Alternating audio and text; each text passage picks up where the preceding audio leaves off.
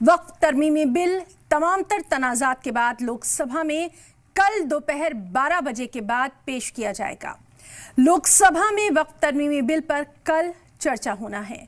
लोकसभा में कल ही बिल पर वोटिंग का भी इम्कान है। साथ ही अहम खबर ये कि 8 घंटे चर्चा के बाद बीजेपी की तरफ से अगर हम बात करें तो बीजेपी ने अपने सांसदों के लिए 3 लाइन की व्हिप जारी कर दी है, जिसमें सभी सांसदों को लोकसभा में रहने को कहा गया है।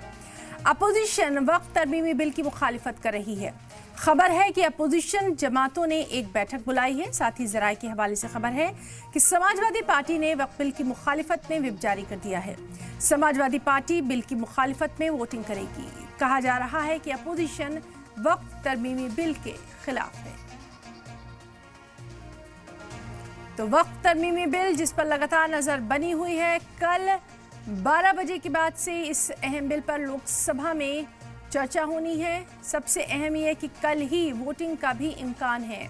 तमाम तर पार्टियों ने, चाहे हम हुकूमत की बात करें या फिर अपोजिशन की बात करें, यानी समाजवादी पार्टी और कांग्रेस, अज़दीन ओवैसी की पार्टी AIMIM, तमाम पार्टियों ने अपनी अपनी रणनीति, अपनी अपनी हिकमत अमली यहाँ तैयार कर ली है।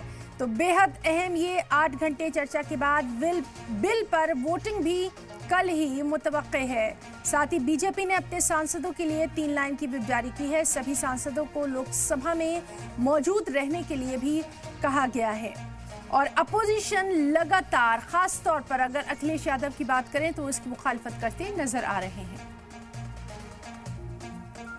और इस अहम मामले पर JPC चेयरमैन जगदम्बिका पॉल का क्या कुछ कहना है, आपको दिखाते हैं। आज ये बिल जो आया है, ये कोई बिल सरकार सीधे ला रही है। ये बिल जब आया तो उस समय किरण रिजिजू जी ने कहा कि हम इसको JPC को रेफर करना चाहते हैं, देश के सभी स्टेक होल्डर से। आपको पूछना चाहिए उमर अब्दुल्ला से कि आपके मीर वाइज जो हैं, जिसको सेपरेटिस्ट माना जाता है, वो JPC के सामने पहली बार इस पार्लियामेंट बिल्डिंग में आया।